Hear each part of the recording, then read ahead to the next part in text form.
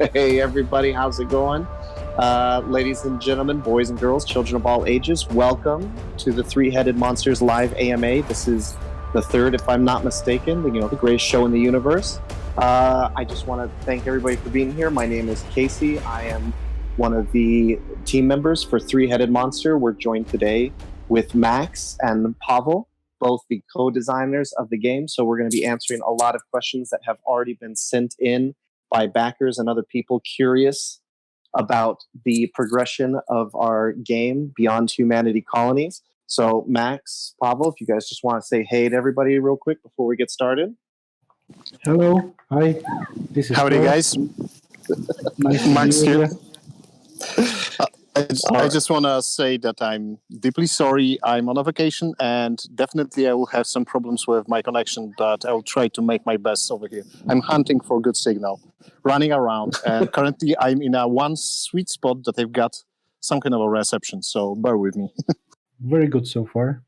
Yeah, not a problem. I know that you got children running around behind you, so we'll do what we can. I mean, unfortunately, the work never stops here, so we always try our best. All right, so you guys, first to start off, just to make things a little bit more interesting for those who haven't caught on to it, we did recently release a proofing PDF of our decree cards. These are all new decrees. I mean, same functionality as before, but we've done a lot of editing, not only to the photos and visuals, but also to the text, the flavor, the fluff. So I am adding a link to that right now in the AMA live chat questions channel on Discord. We'll have that link available for you if you're not listening to this live later on.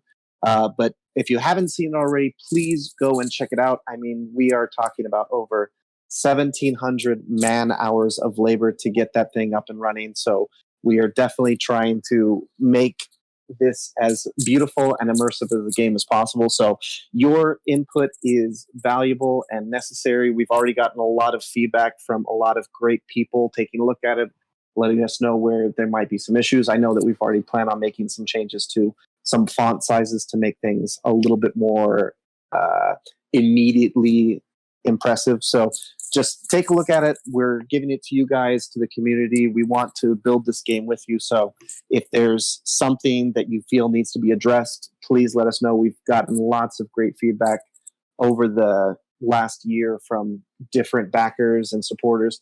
So thank you again to everybody who's really helping us make this the best game that we possibly can. All right, so just to get us started off, we have already collected several questions from a lot of our backers all over the internet, from Discord to Facebook to Board Game Geek. So I want to start this off right now. Max, I want to ask you a quick question from Board Game Geek. Matt Saunders asked us, he just wants to know about updated shipping dates. With Kickstarter games, that can always be a bit of an issue. But how are things looking on the production side compared to our original scheduled shipping dates for the game? This is probably the most important question, and currently I'm super happy to inform everybody that beside of lots of different issues, because definitely COVID-19 was also touching our case in the production schedule, but we were working extremely hard, and our contractors were pretty much very reactive to the situation. So thanks to that, we finally came to our solutions that are bringing our product to the market in desired timeline with exactly the same dates that we've originally set. But currently we've got most intense 2 months in front of us. So just be aware of that probably you will just need to be prepared for unforeseen circumstances, and eventually something may happen, but it won't delay the delivery date like 1 year or 6 months. This may be something that will be touching our schedule in terms of like 2 weeks delay or something like that. So right now, so far, so good, but this was really hell of a ride, I may say. Yeah, I mean, it's been pretty crazy. I mean, thankfully, I think doing all of our production in Europe has kind of helped things. I know a lot of other manufacturers have been really had the legs swept out from underneath them with this. So hopefully nothing crazy happens. But another question I think is really important, and we keep kind of seeing it a lot, just because we originally had a manual out there, chock full of lore, chock full of art, but so much of the game has changed. Can you tell us a bit about the review version of the manual that's coming out? Yeah, definitely. Currently, Mikołaj Kowalczyk, so-called Kowal, that you may know if you are getting in touch with us via PM, for example, is leading this project for us. And beside of that, also me and Pawel Suski are looking into it. We've got extremely important help from Jacob Wiśniewski and also Ozon from our friends from other companies that were helping us make it happen. So we are going to make it public for feedback, and this will be short session of a feedback because we need to prep everything for printing in like very soon. In less than 10 days from now, probably in a couple of days, we'll open access to online document that won't be looking like a finalized manual, because it doesn't make any sense to do all kind of DTP and editing for it. So we will be focusing just on a structure and information that will be held on those docs. So that's most important thing, that we need to get feedback. If you've seen already our earlier manual, you know that it will look kind of cool, I think. But right now we need to focus on a structure and to make everything as simple as possible. Okay. And if Yeah. I may add something, because writing manual is not very difficult stuff, but writing a good manual is extremely loads of work, and writing down and reading how it sounds and consulting. So Yeah. it's a process. Yeah, I mean, I've been playing a lot of new games myself, and I've definitely gotten lost in the weeds trying to make heads or tails of what I'm reading in a manual. So I know that one's difficult. Casey, but one thing is extremely important. We know that we are new guys in this industry, so we are asking more experienced guys for help. Thanks to Jacob Wiśniewski and his team from Glass Cannon Games. Those are those guys that are right now making Frostpunk. Before Frostpunk, Jacob was he's an author of This War of Mine. So this kind of a feedback that we were getting, co-author, But this kind of a feedback that we are getting from them is helping us greatly. So it isn't like something that we are just doing after hours. It's extremely important, and we've spent already months on it. Yeah, that's one of the hard things. Like, we definitely have a weird stigma about us as first-time publishers, but I know that you guys have been involved with this in the behind the scenes for a lot longer, and I think the one thing that a lot of people are coming to realize is all of those industry connections that you've already had and are making use of are really kind of helping this feel a lot less or a lot different than a traditional like first-time publisher. So I'm very excited. We're asking our friends, we're asking community, so yeah, we have the backup in this process. Yeah, I'm hoping for really great things. Okay, so trying to go along to some of the questions that have already been asked, I wanted to talk a little bit about a question that we got from Stefan over at Board Game Geek. He was curious about our marketing, pre-production, and play testing, and how we found a path to the market. And I can talk a little bit about that, but I mean, feel free to chime in because I know you guys are really well of it. Because really, it's a huge topic. Yeah, it's giant. I don't want to spend too much time on it, but it is something that's actually been pretty crazy. I don't know if anybody's tried to come out with their own board game in the past, but it's honestly a very wild ride, and there's so little bandwidth that you can get of people's attention when you're just starting out, when you don't have a multi-million-dollar campaign behind you. And I know that these guys have been working for years, not only developing this game, but play testing the hell out of it. We've been to Gen Con twice, gathering many different groups of really great players that gave us fantastic feedback. But of course, when you're not paying thousands of dollars for a booth, when you don't have unlimited budgets for marketing, it's very hard for anybody to have found you in the past. And, we're really grateful for everybody who's out there kind of spreading the word, because right now it still is a very kind of grassroots effort to promote Three-Headed Monster, to promote Colonies. And as much as we've done, it's super common to see people who say they've never heard of us. So yeah, I mean, we've been playtesting for years with gaming groups around Poland. We've had tons of groups from all over the USA meet us at Gen Con for private sessions at whatever Airbnb we've happened to have gotten for that year. But Max, when it comes to just kind of marketing, are there any stories that pop out in your head about things that have been huge successes or failures? Yeah, I've been involved in more than dozen of Kickstarter campaigns, and it all comes down to one basic fact, that you need to be prepped, and that means that you need to spend at least months, but usually it's more than 1 year to make it happen.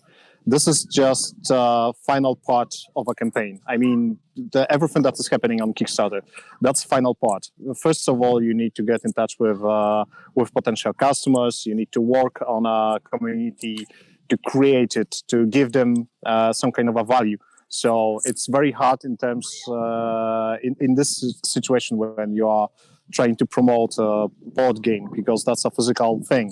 So you need to go out, you need to meet people, you need to win hearts and minds just by giving them opportunity to play your game, to give you feedback, because that's another thing that is coming back from those trips, those marketing opportunities that we've got behind us.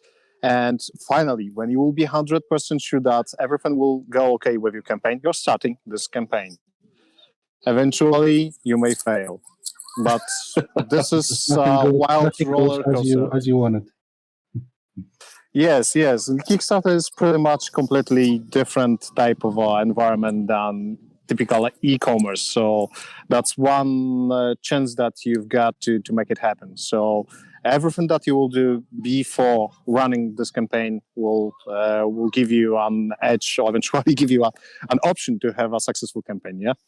So prep everything. I mean, spend a lot of time on the preparations. Yeah, I mean, I know that we spent months, constantly posting, constantly paying for advertisements, and still, the impact is, it's very minimal when you're starting out. So it's definitely been one of the harder challenges. One step for us that needed to be made before we went to a Kickstarter and to ask people what do they think about it was the working game, which in our case wasn't so easy, because we had to make the whole app, electronics and stuff. It wasn't just few papers with some printings on it, and and some rules. We had to shine. It had to light the LEDs and talk to us. We couldn't ship it around like in a couple of dozen boxes.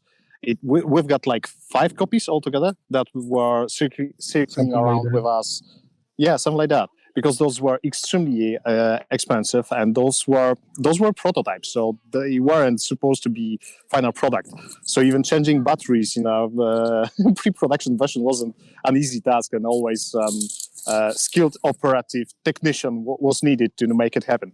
Even during one of our meetings that we were in a prototype zone on Stadion Narodowy, we've got some problems with a cable. So we needed to fix it. We just got everything behind the curtain, so to say, and we fixed the problem with this cable without any soldering iron, with just twisting 2 cables all together. And it worked. People were playing for next 8 hours or something like that. But on Pixel Heaven, we went with a solder, and we used it. Exactly. The big one. It's definitely harder to bring to market something like this that requires so much programming and engineering in the background, as compared to somebody else's game that might just be words on paper artwork. Okay. Anyways, so let me just go back to our list of questions here, because I know there's a lot of really big things coming up. We got a great question from Discord from one of our admins there, Sniper Team Tango. He mentioned that the original instructional video that we had for the game, he is correct. That was a pre-production, that was a gamma version, and a lot of the game was changed fundamentally, not only during the campaign but slightly after. Lots of mechanical changes, lots of improvements. But do you guys want to talk about how the campaign version of the game that we presented has changed to what will be in the delivery version? The game changed already during the Kickstarter campaign. We showed you a solution for single player and co-op game. We showed you some things like new currencies, but the question is exactly about that video. And since then, the core mechanics are basically the same. You build your colony modules, you vote new laws, you try to fulfill your private goals, and gain artifacts during the game. So those core mechanics, for instance, like those I mentioned, are still the same, but there are a lot of stuff that we added to the game that opened the game for the players. So the difference were mostly in goals and summing up points. For instance, we added new currency, that is experience points. We added abilities, so the player can evolve his character. We added a bunch of stuff, and that make the game more interesting, give you more ways to collect points to win. Or as I said before, we added single player and co-op that are working and are quite different from the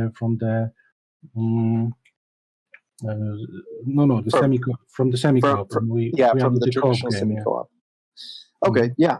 And then I think the one that I'm probably the most interested in is the player experience and kind of changing or leveling up the manager. Can you tell us a little bit more about that? Because that's the one that always catches my eye. Leveling the manager because during the game now, when you build the modules for the colony, you collect the experience points. These experience points can be used to gain artifacts also, but mostly to evolve your character, to give him some abilities. Those abilities can be as simple as few victory points for the end, in the end of the game, but can also be extra repositories for your resources. Can make some things in the game cheaper for you, and yeah, that kind of things. A little tweaks, but they give you an opportunity to solve your goals more easily. Okay, that's awesome. Yeah, I assume that we'll have to do more than a few instructional videos for the finalized version of the game. Mm-hmm. Okay, all right. So the next question, Blowski, I was going to ask is, so the biggest upgrade to the gameplay in terms of the mechanics, like how it's changed, like where do you feel the biggest change has been made? The biggest change, I think, if I had to choose one of them, which isn't easy, because I'm a fan of few of them. But if I have to choose one, I would choose those abilities, because maybe it's not the biggest change, but from the mechanical point of view, it's very important, because it gives you the most variety in each game. Is that what you're saying? Not only, but from the mechanical point of view, from the designer point of view, it activates some areas of the game, because when you have abilities, in the Gamma version, when you were building a module, there was a problem of cooperation, because not always someone wanted to help you build a module. And now, since you're getting experience points, that cooperation has greatly evolved. Everybody wants to build your model because they gain experience points for which they can buy their abilities. So you have to also, thanks to it, take some decree cards to build those modules. Since you have the decree cards, you can register the law on the decree into a game. So it activates a lot of stuff in the game itself. Okay, yeah, no, it's awesome, and I love hearing that now. There's additional rewards for other people to pitch in and to help you. I know that being able to because our testers were asking for it because there was a hole in that mechanic. So I think the abilities fixed it and gave some extra stuff. Incentive. Some extra incentive to work together. Yep. Okay, cool. Okay, so now we had another question from Sniper Team Tango over our Discord channel. He had asked, how does the app keep track of what modules have leveled? Because one of the changes has been, the tier 2 versions of modules, you can build the traditional module, but if, additional output, if additional influence on the colonies needed, the characters, the managers can upgrade these modules. So how is that kept track of in the app, in the system itself? Max, will you answer that question?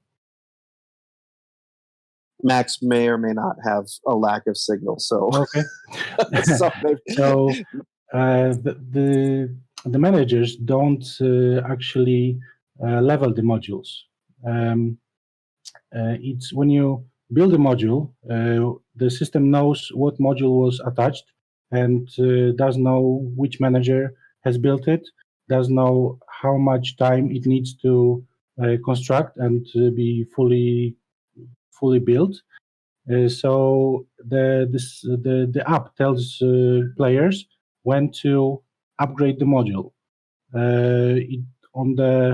On the change of the round, it tells the players that, for instance, the industrial module, please turn over its tile, and that gives the players some more things that they can do on a table. It gives sometimes the extra sockets, sometimes it makes the module use less resources, so it's better for the colony. So it's the app that the module stays connected to the network, and is the app that tells players to flip the tile. Okay, cool, yeah. Okay, so and then when you're flipping the tile, sometimes there's just a change in efficiency, but sometimes there's a change in the worker placement for portion of the board. It's always cool. The second level is always better, but it's better in different ways for different modules. Okay, I like that. Okay, and then one of the last questions I have just from this list from Sniper Team was co-op. The full co-op version as opposed to the semi-co-op version on a mechanical level. What's the main differences there? The most of the mechanics are the same. You also build colony modules, you expand your colony, you vote for the laws, you try to fulfill the goals, just the goals are the different ones, the co-op ones. You gain artifacts. The difference is mostly in goals and summing up points after the last round, because there are 15 separate goals for a co-op game only, co-op and solo game, and each one has 3 levels of points that you gain or lose.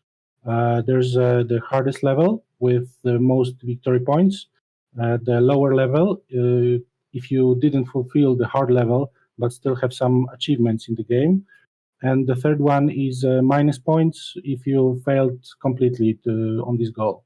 So it's one of the differences. And the second difference is summing up the points at the end, because all players check the co-op goals.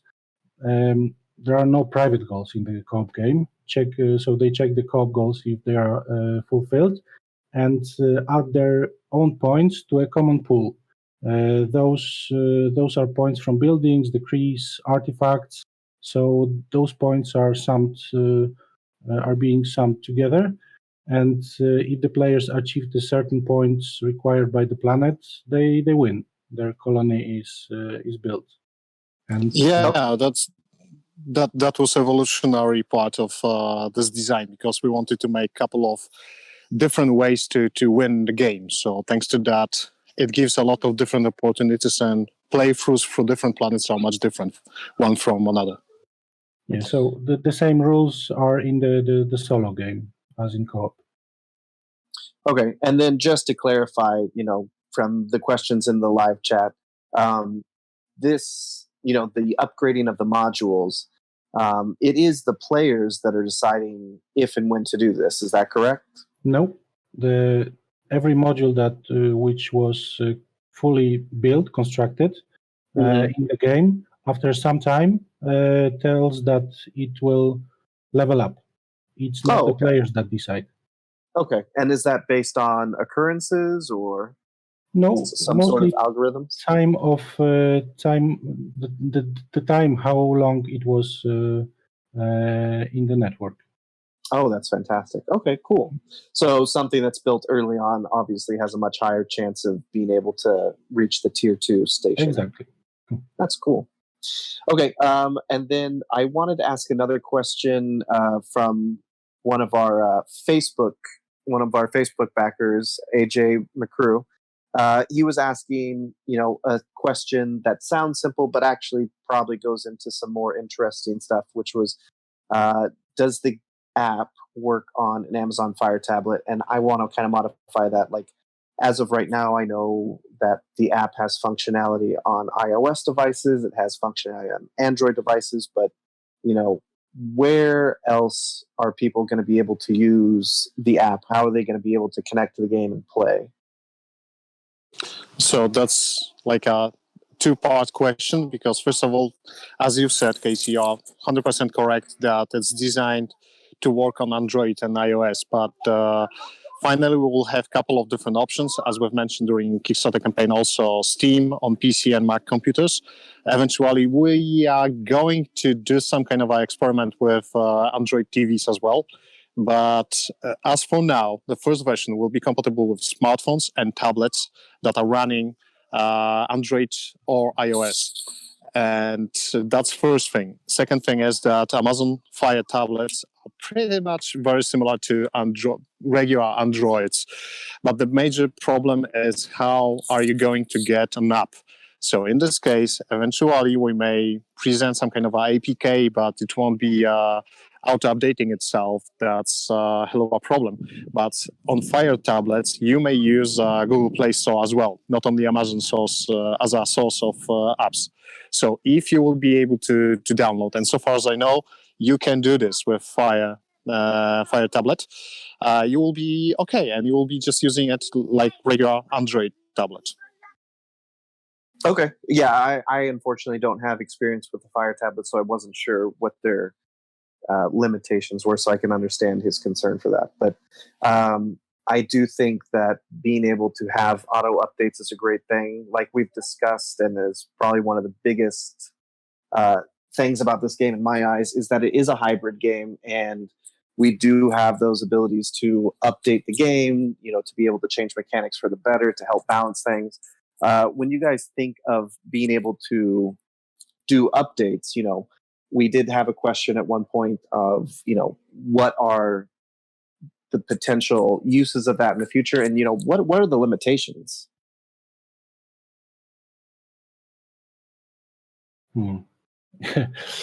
It's a hybrid gaming is quite new branch of the industry, so it's hard to tell where are the limitations. Because just guys, stay with us. First of all, we're gonna deliver the game. We need to see how exactly things will be progressing afterwards. Right now, we are doing a lot of different things that probably we shouldn't do, like Exogen. But right now, the most important thing is just to deliver this promise that we gave you on Kickstarter, and afterwards, the sky is the limit. So definitely we are going to listen to voices of our backers, to all players, and eventually in the future we'll just do what will be us in this case. Yeah. Yeah. And then I don't know who else may be listening who's also working a Fire tablet, but we did have somebody in the live chat mention that it looks like you can download the Play Store. So definitely look into that one further. Going back to the last question, I think that's going to be a solution for a lot of people. And then, yeah, so when you talk about Exogen, I don't know, feel free to put into the live chat AMA channel, if you're playing Exogen or if you haven't heard about it. But in case there's people out there listening who are not aware, we had our launch of what was originally designed to be an interactive map. And, Max Blowski, let me know if I've got this wrong, but originally the idea was another way to kind of help people be put in a sense of being a corporation, of leading a spacefaring company through the stars, to add more sense of adventure and tie into just where you're playing on. Yeah, just an building illustration colonies of your recent games. Right, and it has kind of evolved into this game of itself.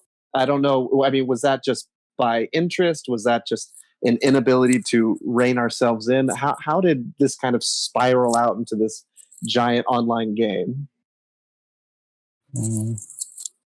First answer that comes to my mind, because we can. And the other was actually the community that told us what they would like to see, and stayed with us and talked to us on Discord channel. So it's more, I don't know, a lot of that decision was based on their words, because they wanted to talk to us, they wanted to be a part of the project. So I think that's the biggest part of that decision. That's a really great point. I think by working on a game like this, that isn't just like a print and go sort of thing, by having this ability to kind of constantly change, restructure, rebuild things based off what people are saying, and having those lines of communication open, I really am curious how big of a departure Three-Headed Monster games will end up becoming from traditional board games, when there's so much kind of ability and leeway for us to make changes based off what the people like, what they don't like, and being able to take other people's thoughts and, find ways to implement them in real time. Yeah, being in touch with the community is a huge asset for a company like our. And we've got the very best community. I know, we really do. I'm quite surprised. I mean, we've got people who are dedicating enormous amounts of time to, be collaborators. So, I mean, I've just been loving that. And then, as mentioned from a lot of our players who I see online in the Exogen, just claiming hundreds of different planets. We've got Robotnik, who's mentioned that they're not just playing it, they're just beta testing the hell out of it, which I think is very true. I think they've been able to find more bugs and kinks than we thought we had. Okay. Yeah, but still, just think of it. It's really a huge beta test, because it's extremely important to have Exogen fully fleshed out when BHC will come out. Yeah, because that's extremely important to have properly working tool that you will use to aggregate information about exoplanets, make your own library, and use it when you will be playing the board game. So even Gamma, as a BHC Gamma, was way more stable, because we've got like 2 issues during hundreds of games, so far as I know, with software. But Exogen is way more complicated in those terms that it's multiplayer, web browser, everybody are using different tools and browsers. and it's constantly evolving and changing. Remember that BHC was the whole idea for BHC was created around 2014, and we've got like 6 years already behind us when we were working on this project. And Exogen pretty much started this January, yeah? Yeah, the whole thing is pretty hilarious and kind of insane when we think about how much time, money, resources are being put into this, and it's a runaway train, but it's pretty amazing. Okay, It is so insane. It's the best word, I think. but you know, it is fun, and Robotnik pointed out that this is one of the best Kickstarter experiences he had, and I'm really happy to hear that. I hope so, because thank you for those words. Yeah, because They really build up. Yeah, it's great to have the support, and I don't know about you guys. I've done tons of Kickstarters myself, not so much for games, mostly for products like in the design and the technology sector. And man, oh man, it's most of them. I'll hear something right when they close. They have surveys, and then at some point in the future, I get my product. So it's nice to be able to be a part of something that is kind of really staying in touch with people, trying to keep people excited and in the loop for as long as possible. So hopefully we can kind of change the way people view Kickstarters, because I know some people still have issues with the idea, because in the past it's been like you said, people write down some ideas, they write down some thoughts, and they say, give us enough money, we'll make it happen. But this has always been kind of, this is what we built, now just help us finish it. Okay, so we do have a ton of other questions I want to get to, so let me kind of jump back onto there. So this one goes a bit technical. I don't know if everybody's completely familiar with it, but we have had plans to be able to make mega corporations, which is where different players are able to band together and create larger corporations with potentially shared resources, but shared efforts definitely. Can you guys talk about the progress that we've been making in order to enable remote pairing, so people don't need to physically meet up? I know that we talked originally that people would need to physically bring their ARCs together to allow the RFID to communicate, but can you guys talk a little bit more about how that works, or what thoughts are on remote pairing? Yeah, sure. Right now, definitely 100% sure that you don't need to use physical bits and pieces to get all together to connect those one to another to create a megacorp. So this will be fully remote. You won't need to meet with other guys to make it happen, especially that, so far as I know, PBD has got guys from Poland and USA. PBD is like a proto megacorp that has been created on Discord. So yeah, that kind of makes sense for this feature. Yeah. So it kind of makes sense. So I don't want to go into specifics and into details, because we've got everything planned for megacorps. But as you hopefully know, we are rolling a lot of different news in the Exogen system about this world, about Beyond Humanity universe. And we don't want to spoil the surprise, because that's coming altogether nicely with a storyline that we've prepped for you guys. So megacorps, yes, those are coming. This will be chapter 2 when you'll have BHC in your hands. But one difference between the Kickstarter version and now is that the megacorps will not be created by physically connecting to ARCs, but through the Exogen, through online. Wait, say that one more time. The one difference between Kickstarter version and our decisions right now will be creating megacorps not through connecting two ARCs physically, but through online. Okay. Through Exogen. Through Exogen. Okay, so yet another reason to try to get more of our backers onto Exogen. I know right now that I believe we've got about, because I it's want to free, say, it's for you to use it. Yeah, I think we have about 25% of our backers who have set up an account on Exogen.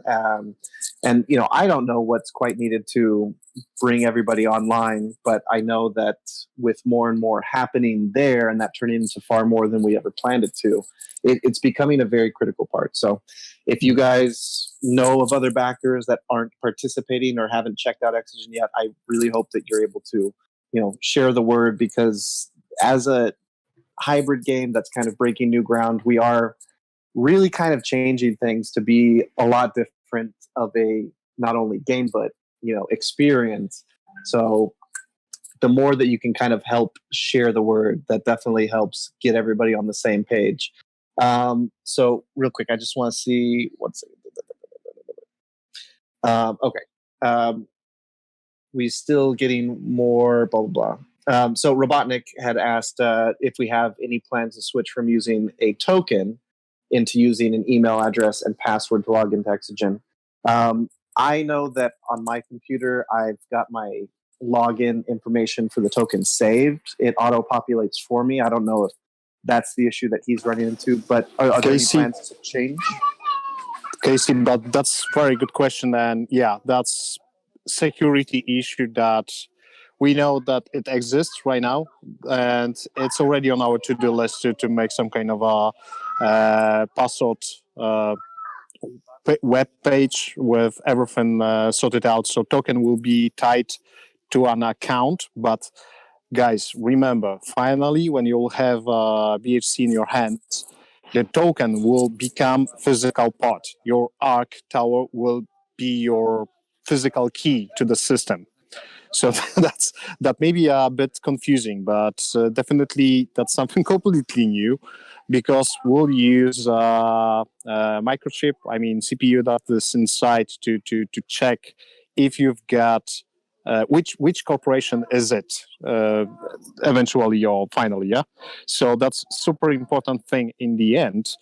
But beside of that, it will be extremely important for us to maintain structure of data in our databases accordingly to the physical modules that we've shipped to everybody, yeah? But as always, we will listen to our community and we will make the product as user-friendly as it can be. Yeah, I think that's really important, especially for people like me who are both technology illiterate and also just incredibly dense. I usually need things explained to me multiple times. Now, Max, when we were talking about our other conversation, like a question or two ago, you did mention, scenarios and things that will be coming up for years to come. I know we've had some questions about what are the specific scenario details that we can share already. Do you want to talk a little bit about when we've talked a lot about community-based experiences, community-based scenarios. Do you want to kind of give us a brief primer on what to expect as that goes? Because I know we're just constantly trying to keep everybody tied together, working together, and really breathe life into this game, the backstory and the lore. Yeah, sure. But first of all, we need to divide. We need to understand that there are two separate things. One thing is the board game with scenarios that will be pretty much embedded in an arc, and those can be updated with companion apps, so you will be able to download new scenarios and use those on your device, in this case, to play those. And second thing, those are community missions, so-called community missions, and probably mega projects, so-called mega projects. The first thing of those two will be coming out really soon. This will be purely Exogen-related experience. And second one will be also this kind of experience, but it will be much different because it will be focusing on a tight group of friends playing all together VHC and Exogen, and also other games that we are going to publish in the future. So that's pretty much huge thing. And first of all, we need to deliver the game with scenarios, and community missions, we are going to experiment with those on Exogen.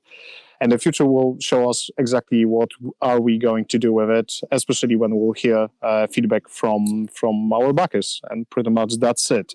Coming back to scenarios, those are pretty much normal games, but with a twisted set of rules and own storyline. So you'll have a couple of different pictures and copywriting embedded in a special type of a mission that you'll have, and also some of the rules of the BHC itself. Those will be mutated by like a configuration file for this kind of a mission.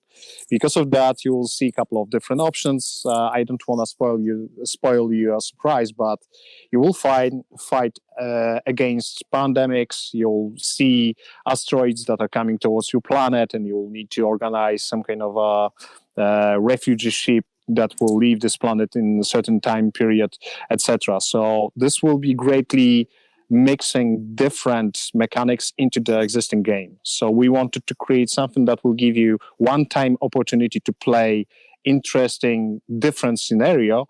And as you will have those scenarios, at least 2 dozen of those when we'll be starting, or exactly 2 dozen, so far as I remember. And because that's software, we may add more.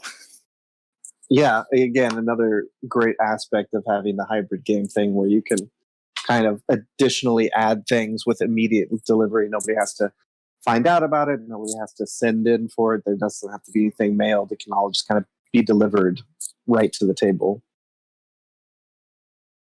Okay, so one of the questions that I'm kind of particularly passionate about within the group, and I know I'm always met with the same answer that it's a very expensive thing to do, but we did get another question from Drew over at Board Game Geek. He was asking, given the current pandemic situation, many places are facing strict lockdowns. A lot of people are taking social distancing very seriously and trying to maintain space amongst their communities. So when it comes to remote play with other players who may have the game, what are the options that are being explored right now as far as remote play goes? I would like to. Okay, Max. Go. Really, I need to answer this one. We would love to create this option to give you an opportunity to play this game remotely with your friends. And I know that situation with pandemic is pretty much screaming for this kind of option to be embedded in the game, and it's doable. And I know that we are capable of bringing really good type of a solution for you guys.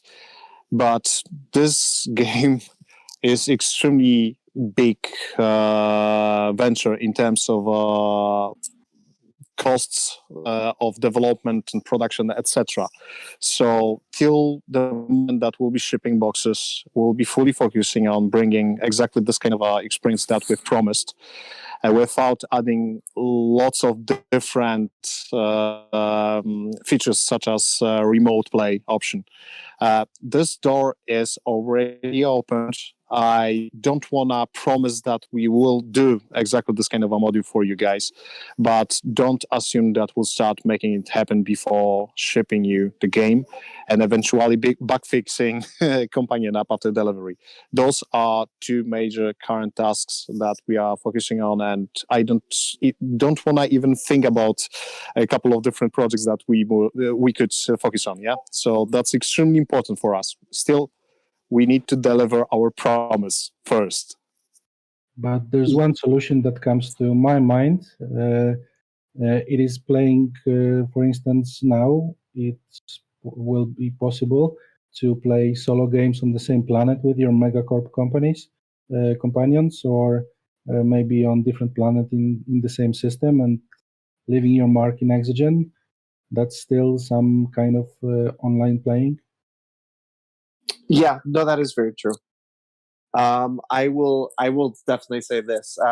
I feel like I have made sure to ask this question in every one of our AMAs so far. So I just want everybody to know that it's definitely something that we're super interested in ourselves. But again, we find ourselves constantly up against this wall of needing additional time, additional manpower, additional money to make something that crazy happen. So, it's something we would always like to do, but just being able to deliver the game on time has always been job one. So hopefully as the game is delivered, there'll be more time and, hopefully more money to make something like that happen.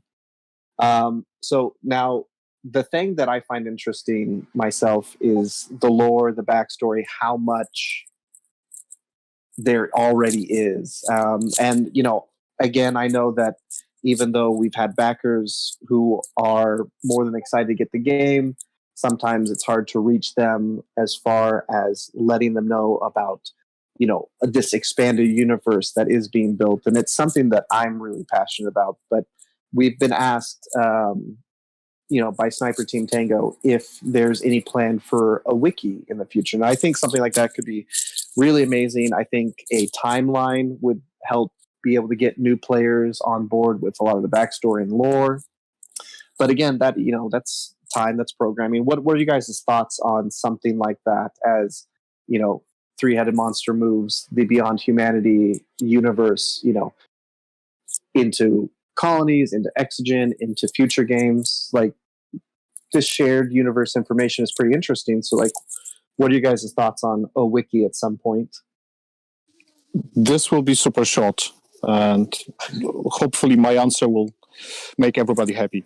Guys, just help us with it. Really, we need to focus on the game, on Exogen and everything else. I assume that if our community may help us bring this kind of website to life, we may provide a lot of information about everything. But as I've mentioned before, we need to focus on the game itself, on Exogen and running everything. We've got huge plans, but already we got enormous help from our community. And in this case, I assume Wiki would be something extremely awesome for new players and also for those more experienced ones as well. This could be a good source of information about things that they haven't got clue about or something like that. But if you won't help us, probably it won't be possible to be created during next few months or even 1 year. Yeah, that makes sense.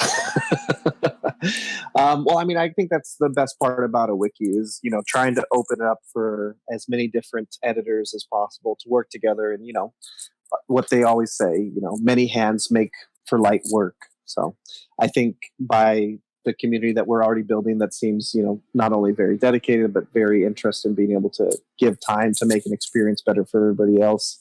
I think that's really possible. So I'm looking forward to it. We do need to lay the groundwork at some point, but I know right now you guys are more than under the gun for getting all the programming and printing and the manufacturing done. So we'll get to it soon. Okay, so we've tackled a lot of really heavy subjects, and we're getting close to our hour limit. So I want to ask a more fun question that was posed. And what's everybody's favorite manager at this point? I know during the Gamma version, we only had, I believe it was 5 managers available, but we've recently added more that are revealed in the decrees and card printings. But who's got a favorite manager? If I may start to answer that question. Yeah, for sure. I myself don't want to get attached to any of them because it disturbs in balancing. But I must admit that I like to play managers that expand the colony rather than those which focus on artifacts or citizen groups. So you're more of a Vlad guy? More of a builder, maybe, because I like more these guys than those that create wars between players, between managers. Right. Okay. But I think the favorite manager of first-time players, I think, might be, if I was to point one, is Athena, maybe the major. Because of her the clear of her game, the focus that she goes through the game is very clear. So I think this one is most. It's a very militant objective, very clear, concise, and simple. Yeah. But she has to fight for it through all the game. But it's really clear. So I think that's why the first time players like her most. I don't know about any other favorite managers. Yeah. I of course have one manager that I like because he has my face. But that's something other from the rules. And that's Paul Block, the engineer. Is that right? It is. Okay. Yeah. I have to say my favorite when it comes to art, when it comes to lore. I've always been a big fan of Giselle Carter, the explorer. She just looks like a futuristic Indiana Jones in my eyes. I'm always excited to just see her as a person. Myself as a player, I don't know if I necessarily love the struggle of artifacting, even though it is kind of fun and exciting when you think about being in space. But I have to say Paul's inclusion now, just because I feel like I relate to him as a character, just kind of a guy who knows what he's doing and doesn't like to take shit from anybody else. I love that character. So I'm excited to see if my favorite manager ends up changing with the delivery version. Now, Max, what about you? Do you have a favorite? The same thing, like Pavel said. I'm trying to think of it like those are just pieces of carton board, and I'm focusing on rules. At the same time, when I'm working on design of the story. Yeah, because that's my part of this project, and and I've been trying to give every of those characters like a background story, some kind of a past, and clear target, clear obstacles on their way. So, as you've mentioned, Giselle Carter, Explorer, Casey, that's very good. And that's a very good example of this kind of a character that has got really simple elevator pitch. And I've got even that from 2016, I think, when I was creating this character. I've got this is freaking female, super strong character that is purely like Indiana Jones in space.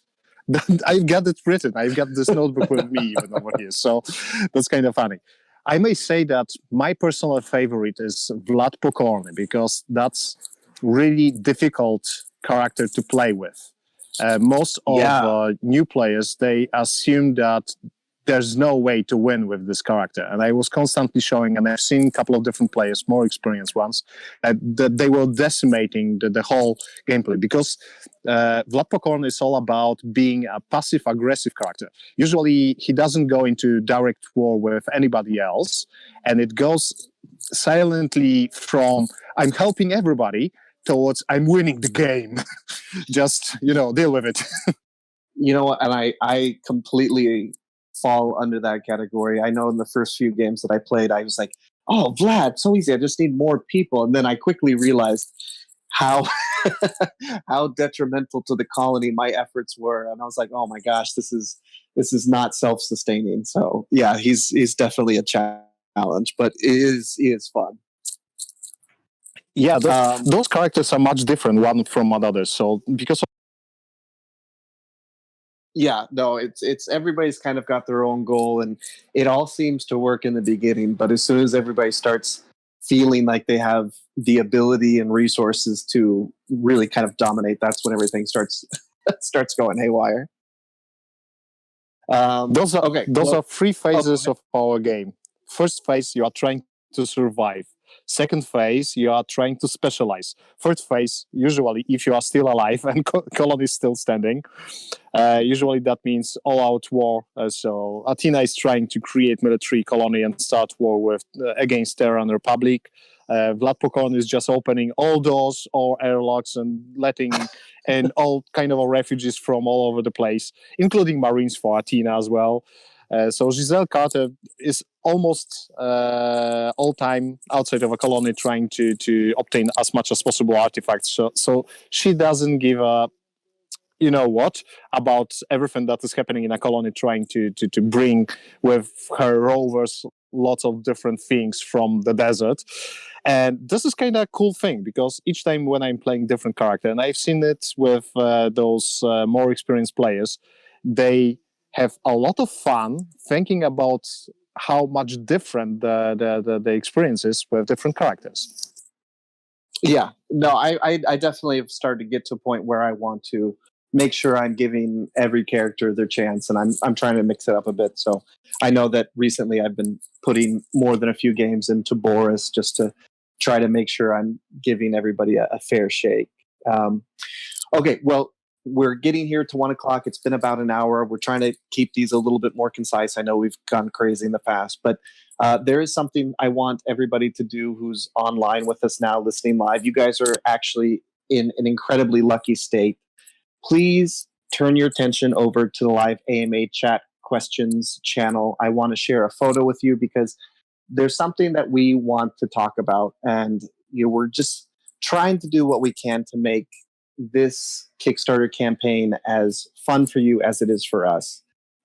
We realize that without you guys, without your support, without having backed the project, we wouldn't be anywhere. So one of the things that we've decided to do that we haven't talked about is how we want to increasingly make this a more prominent experience in your life. So I've added a photo there. We've purchased pins that are getting delivered this week, and we're going to be including those in every game box from this initial launch. This is really, truly the birth of Three-Headed Monster. So we want to make sure that you feel and are observed as being special to us.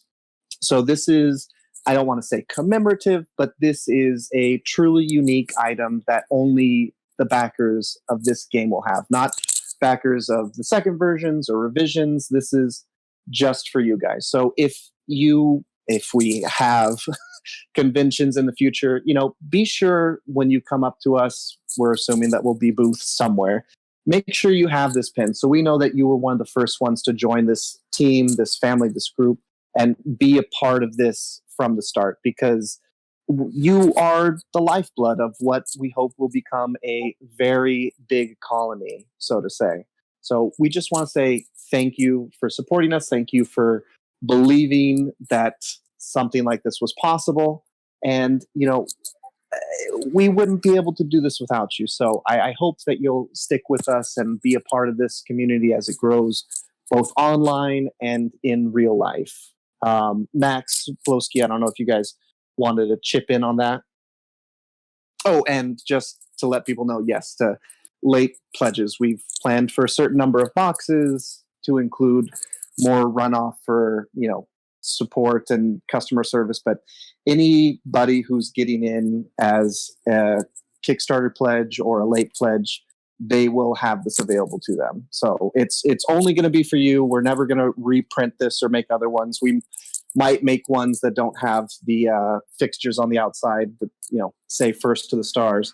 But this is going to be something that only you guys will have. Because without you guys... And Casey, don't be so shy. That was your idea. Yes, it was. Yes, it was. Well, I have to contribute something. Okay, cool. All right. Well, I think that wraps everything up. There is your little Easter egg, guys. That's your little that's your little bonus for staying to the very end with us. We appreciate you. Thank you for being a part of this, and thank you for all the great questions to kind of help continue to inform the supporter and the backer base. That's it for us. Thank you again. If you have any further questions for future AMAs, feel free to leave them on Facebook. Feel free to leave them on Discord or BGG. We'll do everything we can. We just want to mention, if you have been looking over the decrees and you've just been impressed and realized that you didn't purchase the extra decrees, plenty of people are emailing in to change their order. You can absolutely still add the additional decrees to your backing pledge. Just email us just email us at pm@threeheadedmonster.com. We can get back to you and figure out the logistics of how to make that happen. So, but Casey, one case is super important. Remember that we gotta to make those happen. I mean, manufacture those. So the window is closing soon. I mean, like in 2 weeks, we need to we need to look at the printing machine and see cards coming out of it. So this will be this moment that we won't be able to. How many pieces for language versions? So it has to be closed in some time, but we still have a time for it. Okay. Yeah. Awesome. So we'll try to figure out what the cutoff time is. But if you know anybody who's backing who hasn't added on their decrees yet and feel like they want to now, they still have time. It's not going to be forever, but we'll try to get this done for you guys whenever you need it. Okay. All right. Well, I think that's it for me. That's it for the questions. Max Blowski, thank you again for making time to spend with us. Max, sorry that you're out in the darkness now with only a tent set up, but I'm sure you'll figure it out. Oh boy, wolves are over here. Okay, awesome. All right. Well, that's it for us, you guys. We're going to shut down the AMA. Thank you again for joining us, and we hope to talk to you guys again sometime soon. Thanks a lot. See ya. All right. See you guys. Thank you. See ya, guys. Tired of cramped living? Struggling to survive on Earth? Have you thought of signing up to make a new home amongst the stars? Corporations around the globe are now signing on future colonists to staff colonies across the universe. Trade out the tiring career of surviving for an exciting life of thriving. So be a part of the future of humanity. Join the space colonization efforts and find your place in outer space. Visit exogen.space now.